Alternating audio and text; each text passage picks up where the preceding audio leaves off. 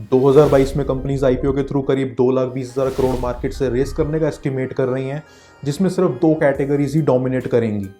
पहली कैटेगरी में आता है एलआईसी आईपीओ, जो कि अकेला 1 लाख करोड़ रेस करने का एस्टिमेट कर रहा है, और दूसरी कैटेगरी में है वो सभी आईपीओस जो कि मिलकर बाकी बचा 1,20,000 करोड़ मार्केट से उठाएंगे।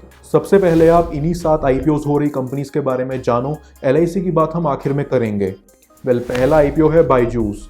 आपको पता है बायजूस पूरे वर्ल्ड में मोस्ट वैल्यूएबल एडटेक स्टार्टअप है।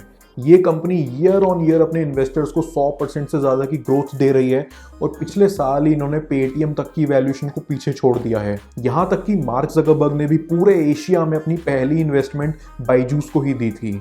एजुकेशन सेक्टर में अपना दबदबा बनाए रखने के लिए बायजूस ने आकाश इंस्टीट्यूट तक को खरीद लिया, और सिर्फ इंडिया ही नहीं, ये इंटरनेशनली भी बहुत तेज़ी से एक्सपैंड कर रहे हैं। यहाँ बायजूस करीब 4,500 करोड़ रेस करना चाह रहा है। दूसरा आईपीओ है अडानी विल्मर। पूरा इंडिया जो आज अपने घर में फॉर्च्यून ऑयल और फॉर्च्यून चक्की आटा यूज़ कर रहा है, वो अडानी विल्मर लिमिटेड के ही बस कुछ प्रोडक्ट्स हैं। ये एफएमसीजी कंपनी एक जॉइंट वेंचर है इंडिया के अडानी ग्रुप और सिंगापुर बेस्ड विल्मर लिमिटेड के बीच, जो कि 1999 में एस्टैब्लिश हुआ था। अडानी विल्मर भी करीब 4,500 करोड़ रेस करना चाहता है। तीसरा आईपीओ है Fincare small finance bank. Fincare small finance bank rural और सेमी अर्बन एरियाज को टारगेट कर रहे हैं, जो कि 16 स्टेट्स, 192 डिस्ट्रिक्ट्स और 38,000 विलेजेस में फैले हुए हैं। इनके 528 बैंकिंग आउटलेट्स और 108 एटीएम्स हैं। 2018 से 2020 तक स्मॉल फाइनेंस बैंक ने 41% का कंपाउंड एनुअल ग्रोथ रेट दिया है। ये अपने आईपीओ से करीब 1,330 करोड़ रुपए रेस करना चाह रहे हैं। चौथा आईपीओ है डिलीवरी। डिलीवरी एक logistics and delivery service company है, जिनके साथ फेडेक्स ने भी पिछले साल टाई अप किया है। कंपनी के 21,000 कस्टमर्स हैं, जिसमें डायरेक्ट टू होम और ई कॉमर्स कंपनीज इन्वॉल्व हैं। डिलीवरी हर साल पिछले साल से ज़्यादा ग्रो कर रही है। 2020-21 में इन्होंने 3,646 करोड़ का रेवेन्यू जनरेट करा है, but it's yet to be profitable. ये अपने आईपीओ से करीब 7,460 करोड़ रुपए जुटाना चाहते हैं, और मैं बस आपका एक लाइक। पांचवा आईपीओ है national stock exchange NSE. India की लार्जेस्ट स्टॉक मार्केट खुद अपने शेयर्स बेचकर 10,000 करोड़ रुपए रेस करना चाह रही है। एनएसई के मेजर शेयर होल्डर्स हैं SBI, LIC, IDBI bank, Goldman सैक्स, Tiger Global and city group.